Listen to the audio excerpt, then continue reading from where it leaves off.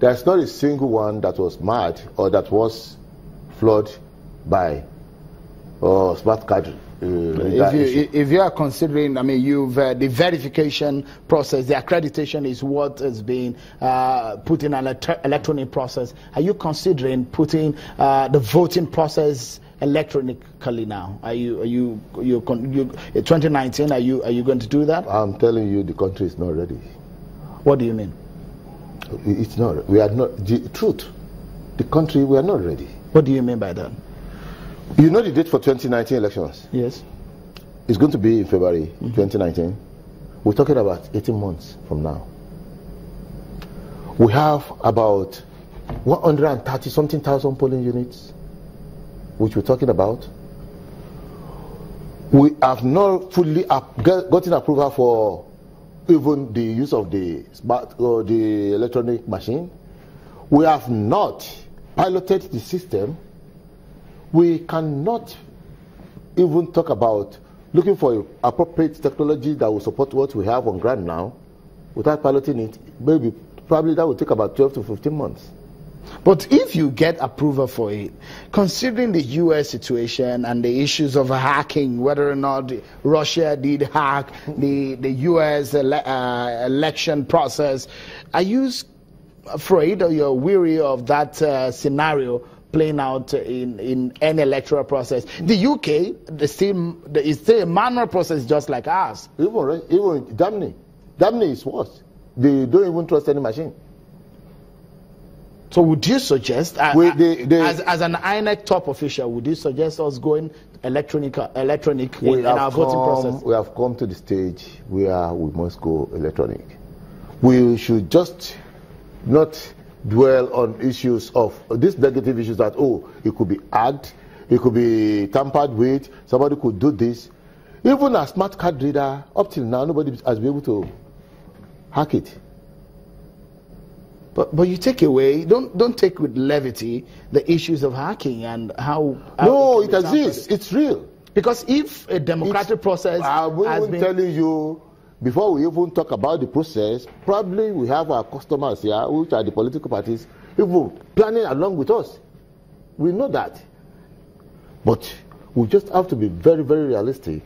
If you are going on electronic voting, it is something we must take systematically. It's something we must pilot.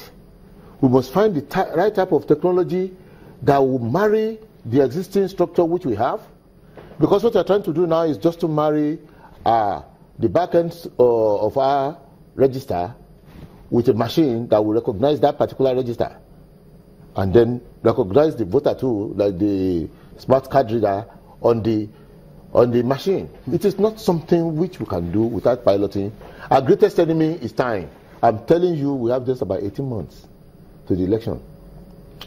Even if you ask somebody, if you design, you have that particular machine now, and you have a design for it, and you want to really make order for it, for about 120,000, you can be sure. I mean, it might not be less than 15 months. All right, we take a breather now, but when we come back, we dig more into the issues that pertain to the 2019 elections.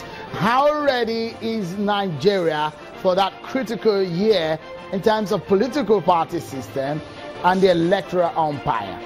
Join us again.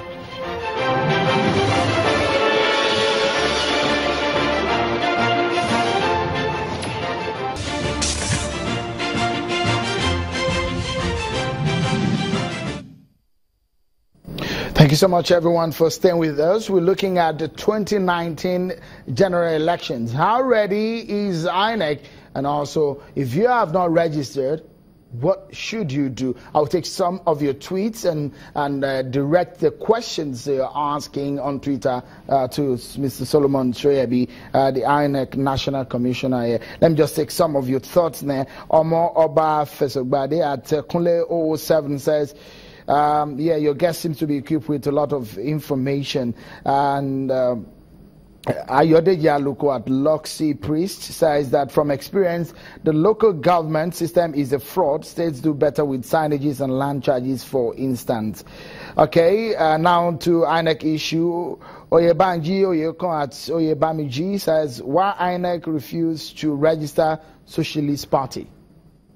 Why? In fact, I think Mr. Oyebanji should come down here and tell me which party is a Socialist Party. All I know is that we register political parties, and that's what the law says we must register. There are so many of them where you find social in their names. Are they really socialist parties? All right, some other questions. Emmanuel Okpala at Destiny really says, you do not need to pay to register a political party. You're preventing genuine people from joining politics. Olubenga Odole at Odole_Olubenga says, I'm yet to collect my PVC since 2014 till today. Then Owen Gabriel Akuba says that Owen_Akuba says, please, how much is INEC paying to political parties per year? $0, nothing. INEC has stopped paying. The law has really stopped the payment to or subvention to political parties. They don't get a kobo from the commission. Okay, now the issue of those people who have not collected their PVC. There are so many. Luckily, we have distributed over 500 or something thousand since this exercise started. There are cards out there. People should please go down to our local government areas and look at these cards. We are even surprised we could distribute about 500,000, 50-something thousand. Out of, we have about 11% of what we have registered as people who have collected. There are cards there. How do you now, if you don't find your card, put down your name. And if your name is not on that register, go back and register again. How do you replace a missing PVC? By application. You apply to the local government? Yes, we have platforms for that. Everything for transfer, for defaced. There are some who did not store their cards very well. Some have been weather beaten. In the northeast area where we have a lot of IDPs, we have room for replacement. Okay. But it must be by application to your local government area. Many thanks for coming on the program, Mr. Solomon Choyabi, INEC National Commissioner for Voter Registration and Publicity. Many thanks for coming on the program. Thank you very much.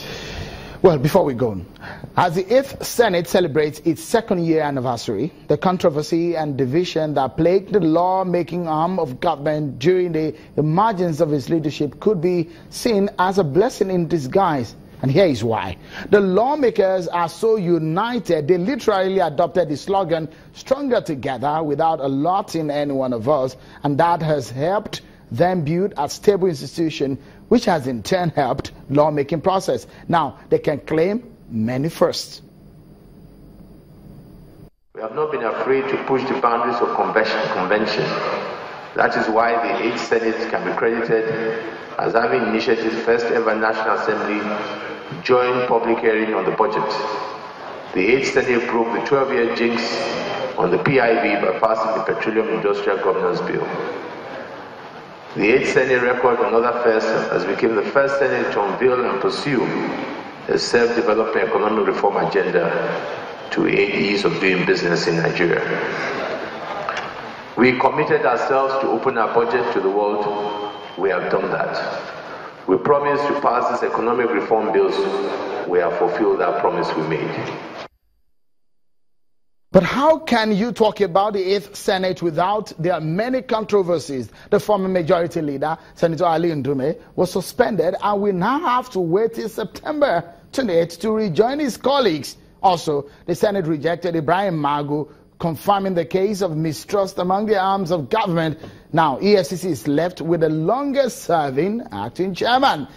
The Senate also insisted in a long-drawn drama that the Customs Chief, Hamid Ali, appear at the Red Chambers in Customs uniform. The man said he'd rather concentrate on his job. Allegations of forgery of Senate rules, cars with fake documents, and other issues are also to the Senate's credit. The lesson here: There are more than one side to every story. What about the 2017 budget and the over 400 additional items? Well, issues for you to chew there. And that's our show for tonight. Many thanks for being part of it. I'm Sean Kimale. Bye for now.